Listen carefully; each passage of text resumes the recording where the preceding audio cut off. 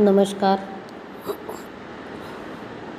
विद्यार्थी मित्रमैत्रिणींनो, मी प्राध्यापक रेखा आढाव, श्री धाबेकर कला महाविद्यालय, खडकी, अकोला, मराठी विभाग, BA भाग 3, सत्र 5वे. सत्र 5च्या अभ्यासक्रमामध्ये उपयोजित मराठी या पुस्तकातील 2 प्रकरणांचा समावेश आहे आणि पैकी अहवाल लेखन 12 नंबरचे जे प्रकरण आहे, अहवाल लेखन, प्राध्यापक वैजयंती चिपळूणकर, पेज नंबर 112. तर अहवाल लेखन आणि प्रकरण क्रमांक 17 प्रसार माध्यमांसाठी लेखन, ह्या 2 प्रकरणांचा अभ्यास उपयोजित मराठी या पुस्तकाअंतर्गत विद्यार्थ्यांना नेमलेला आहे. त्यातील अहवाल लेखन ह्या विषयाचा आज आपण अभ्यास करणार आहोत.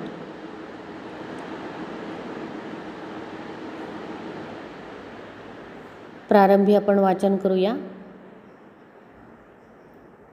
व्यावहारिक जगामध्ये सामाजिक, राजकीय, आर्थिक क्षेत्रामध्ये आढळणाऱ्या विविध प्रश्नांवर, समस्यांवर उपाययोजना करून सामाजिक व्यवहार सुरळीत राहावा यासाठी विविध समित्या आणि आयोग स्थापन करण्याचे काम प्रशासकीय पातळीवर सरकार सातत्याने करते.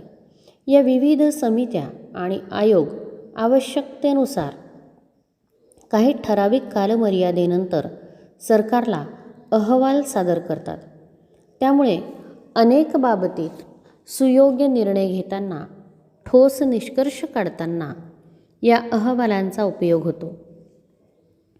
व्यावसायिक जगामध्ये सुद्धा प्रामुख्याने असे लक्षात येते की व्यावसायिक पातळीवरील निर्णय प्रक्रियेमध्ये अहवाल लेखन, अहवालाचे सादरीकरण हे मूलभूत साधन ठरते. विशेष करून मोठ्या विस्तरित कंपन्यांमध्ये जेथे अनेक विभाग, त्यांचे उपविभाग कार्यरत असतात, जेथे नोकरदार मंडळींची संख्या मोठ्या प्रमाणावर असते, तेथे वरिष्ठ अधिकारी इतरांशी वैयक्तिक संपर्क साधू शकत नाही. त्यांना प्रत्यक्ष वेळोवेळी भेटणे शक्य होत नाही.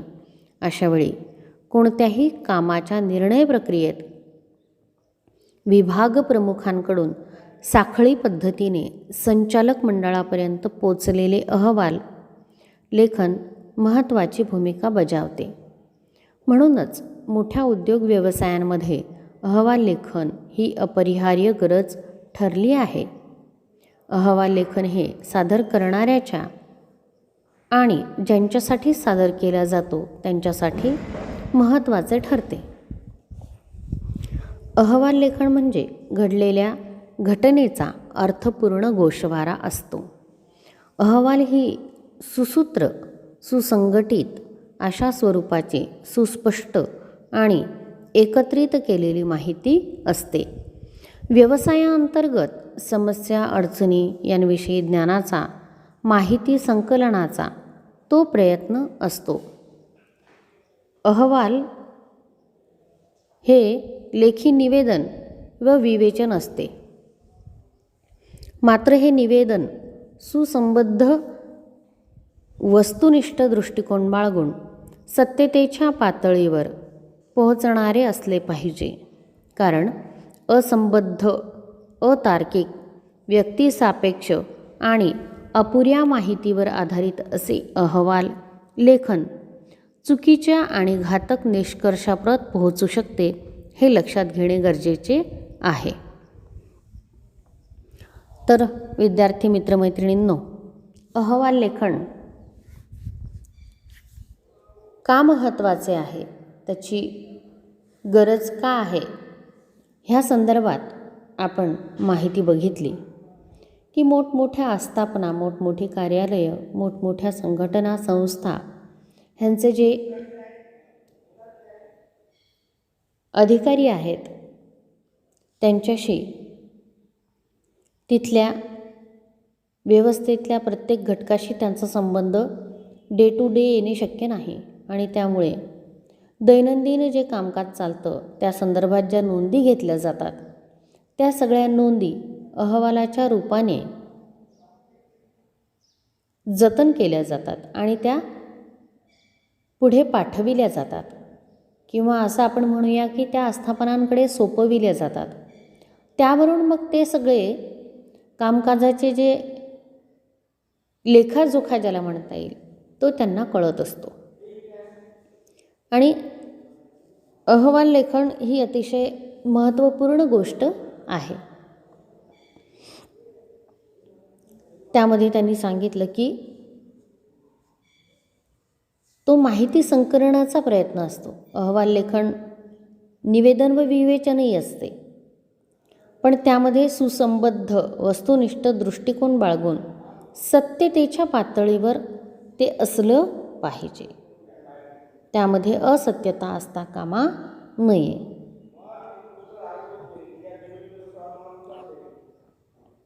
अहवाल लेखनाची वैशिष्ट्ये. तर पुढे आपण अहवाल लेखनाची वैशिष्ट्ये कोणती आहेत ती बघणार आहोत. कार्यालयीन कामकाजामध्ये अहवालाचे स्थान प्रमुख दस्तऐवजाचे असते, म्हणून अहवाल लेखन प्रभावी असले पाहिजे. त्यासाठी सर्व अहवाल एकात्म पद्धतीने आणि सुसंगतपणे लिहिलेला असावा. अहवालातील सदोषता टाळण्यासाठी तो अतिशय काळजीपूर्वक लिहावा. अहवालात सत्यता असलीच पाहिजे आणि सत्यतेचे मुद्दे सुसूत्रपणे मांडले जावेत. अहवाल लेखन ज्याच्यासाठी केले आहे तो वर्गदृष्टीसमोर ठेवून अहवाल लेखन तयार व्हायला हवे. अहवालात लेखन करणाऱ्याच्या व्यक्तिगत मताचे प्रतिबिंब असता कामा नये. अहवालात समाविष्ट असलेल्या विषयाचे संशोधन आणि पृथक्करण करून तार्किक निष्कर्षाप्रत पोहोचावे. अहवाल लेखनाच्या शेवटी आवश्यक शिफारशी जोडाव्यात. अहवाल लेखन हे व्यावहारिक उपयुक्ततेसाठी केले जात असल्याने अहवालाची भाषा निस्संदिग्ध असली पाहिजे. अहवाल हा पारदर्शी आणि व्याकरणाच्या वाक्यरचनेच्या दृष्टीने निर्दोष असावा. अलंकारिक भाषेचा वापर टाळावा. खरं तर हे सगळं क्रमवार दिलेलं आहे पुस्तकामध्ये. मुद्दे दिलेले आहेत. एक प्रथम क्रमांक, दुसरा, तिसरा, चौथा, पाचवा, सहा क्रमांकापर्यंत आपण बघितलं आहे. आता 7वा जो क्रमांक आहे त्यामध्ये त्यांनी लिहिलं आहे की अहवाल संक्षिप्त स्वरूपात असावा, पण त्यासाठी घाईने निष्कर्षाप्रत पोचणारे अपुरे लिखाण नसावे. महत्त्वाचा मजकूर आणि त्याचा विस्तार या दोन्ही गोष्टी टाळू नयेत. अर्थपूर्ण पारिभाषिक शब्दांचा वापर करावा. 7व्या क्रमांकामध्ये जे सांगितलेलं आहे की अहवाल हा संक्षिप्त स्वरूपाचा असावा, त्यासाठी घाईघाईने निष्कर्ष काढू नयेत, अपुरं लिखाण करू नये. महत्त्वाचा मजकूर आणि त्याचा विस्तार या दोन्ही गोष्टी टाळू नयेत. जो मजकूर असेल तो मजकूर त्याच्यामध्ये आलाच पाहिजे. क्रमांक 8, तपशिलाची सविस्तर आणि मुद्देसूद मांडणी हे चांगल्या अहवालाचे लक्षण आहे. सुस्पष्ट हेतू, तपशिलाच्या चोख नोंदी, माहितीच्या स्रोताचे उल्लेख, निष्कर्ष आणि शिफारशी यांचा समावेश अहवाल लेखनात असावा. अहवालाची विभागणी योग्य त्या शीर्षकांसह छोट्या छोट्या परिच्छेदांमध्ये करावी. महत्त्वाचे मुद्दे अधोरेखित करावेत. 8व्या क्रमांकामध्ये इथे जे सांगितलेलं आहे की तपशिलाची सविस्तर आणि मुद्देसूद मांडणी हे चांगल्या अहवालाचं लक्षण आहे की अहवालामध्ये मुद्देसूद मांडणी असली पाहिजे.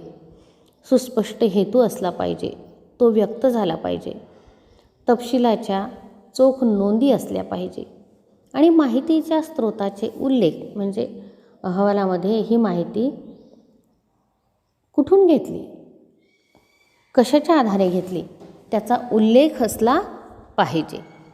निष्कर्ष आणि शिफारशी यांचा समावेश अहवाल लेखनात असावा. म्हणजे जो अहवाल लिहिला आहे त्याचं निष्कर्ष आणि त्या निष्कर्षानंतर त्या अहवाल लेखनाला शिफारस काय जोडलेली आहे ह्याचा सुद्धा उल्लेख असावा. अहवालाची विभागणी योग्य त्या शीर्षकांसह छोट्या छोट्या परिच्छेदांमध्ये करावे. महत्त्वाचे मुद्दे अधोरेखित करावे. मग त्या अहवालामध्ये जर काही मुद्दे असे असतील की जे महत्त्वाचे आहेत त्यांना अधोरेखित केलं गेलं पाहिजे. क्रमांक 9 वैशिष्ट्य क्रमांक आहे ना, अहवाल लेखनाचा वैशिष्ट्य क्रमांक 9. अहवालाच्या सर्व भागातील लेखन हे मुख्य शीर्षकास आणि उपशीर्षकास पूरक ठरणारे आणि त्यांच्याशी संबंधित असावे. शीर्षकापासून ते परिशिष्टापर्यंतची रचना एकसंध असावी.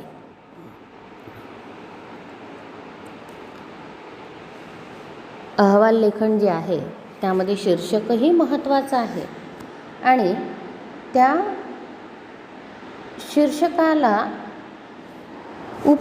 उपशीर्षक दिलं असेल, त्या अहवाल लेखनाला उपशीर्षक दिलं असेल तर त्या उपशीर्षकाला उद्देशून किंवा समर्पक, उद्देशून नाही म्हणता येणार, त्या उपशीर्षकाला अनुरूप साजेसं लेखन हे त्या अहवाल लेखनामध्ये असलं पाहिजे. अशा प्रकारे वैशिष्ट्ये आपण बघितली. आता आपण अहवालाची उपयुक्तता, पुढचा जो मुद्दा आहे तो बघूया. अहवालाच्या उपयुक्ततेसंदर्भात 8 मुद्द्यांमध्ये त्याची उपयुक्तता इथे सांगितलेली आहे. पेज नंबर 114 ह्या पुस्तकाचं पृष्ठ क्रमांक 114वर अहवालाची उपयुक्तता सांगितलेली आहे. ती आता आपण अभ्यासणार आहोत. अहवाल हे एक संज्ञापनाचे मूलगामी प्रभावी महत्त्वाचे साधन आहे.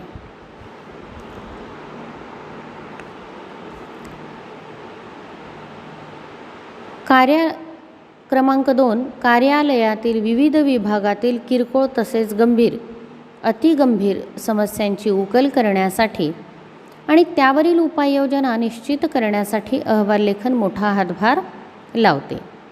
मग काय उपयोगिता काय आहे तर पहिल्या क्रमांकामध्ये सांगितलं की संज्ञापनाचे मूलगामी प्रभावी महत्त्वाचे साधन आहे. त्यातनं अर्थबोध होतो.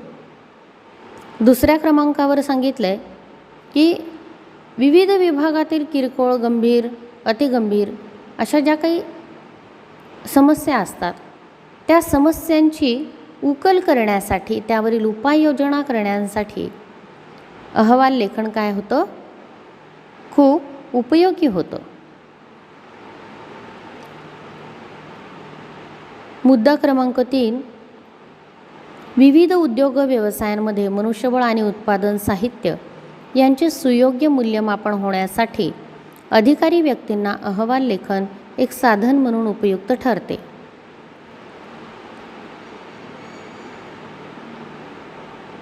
मुद्दा क्रमांक 4 कंपनीची प्रगती, वाढ, विस्तार किंवा यशापयश अजमाविण्याचे अहवाल हे महत्त्वाचे साधन होय. मग कंपनीची प्रगती, वाढ, विस्तार, यशापयश हे जर आपल्याला सगळं आजमावायचं असेल म्हणजे लेखाजोखा आपल्याला बघायचा असेल तर अहवाल हे एक महत्त्वाचं साधन मानलं जातं किंवा आहे. मुद्दा क्रमांक 5 अहवाल लेखनाला दस्तऐवजाचे मूल्य प्राप्त झाल्याने अहवाल लेखन कार्यालयात जतन केले जाते. त्यामुळे कोणत्याही वेळी कोणत्याही पातळीवर आवश्यकता भासल्यास अहवाल लेखनाचा संदर्भ तत्काळ घेता देता येतो. भविष्यकालीन संदर्भ म्हणून त्याचा उपयोग होतो.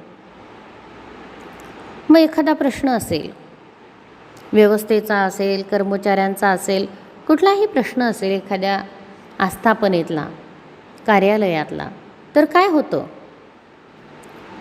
त्या ठिकाणी जे अहवाल लेखन केलं जातं त्या अहवाल लेखनामध्ये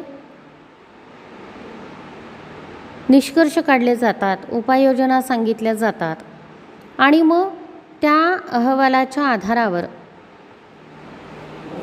खऱ्या अर्थाने अंमलबजावणी होते का, त्यातल्या काही ज्या नोंदी आहेत त्या नोंदींवर अंमलबजावणी बाकी आहे का, या संदर्भात त्या अहवालाची उपयुक्तता अधिक महत्त्वाची ठरते.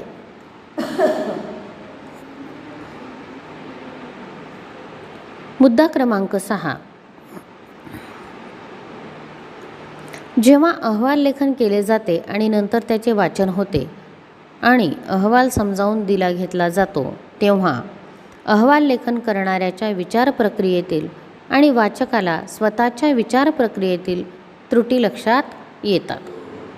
मग अहवाल लेखन जेव्हा केले जाते, त्याचं वाचन केलं जातं, अहवाल समजावून दिला घेतला जातो, तेव्हा अहवाल लेखन करणाऱ्याच्या विचार प्रक्रियेतील आणि वाचकाला स्वतःच्या विचार प्रक्रियेतील त्रुटी लक्षात येतात. मुद्दा क्रमांक 7. माहिती एकत्र करणे, तिचे सत्यतेच्या पातळीवर मूल्यमापन करणे, सत्यता आणि माहिती यांचे अचूकपणे तार्किक दर्शन घडविणे, या सर्व गोष्टींना अहवाल लेखनाची कौशल्ये असे संबोधिले जाते. अहवाल लेखन करणाऱ्यांमध्ये ही कौशल्ये सरावाने विकसित होतात. मग माहिती एकत्र करायची, तिचं सत्यतेच्या पातळीवर मूल्यमापन करायचं, सत्यता आणि माहिती यांचे अचूकपणे तार्किक दर्शन घडविणे, ह्या सर्व गोष्टी ना अहवाल लेखनामध्ये कौशल्य संबोधलं जाते. मुद्दा क्रमांक 8. अहवाल लेखनाचा आधार घेऊन एखादी कृती योजना तयार करणे शक्य होते व पुढील कार्यवाहीची दिशा ठरविता येते. मग अहवाल लेखनाचा आधार घेऊन कृती योजना तयार करायची आणि पुढे काय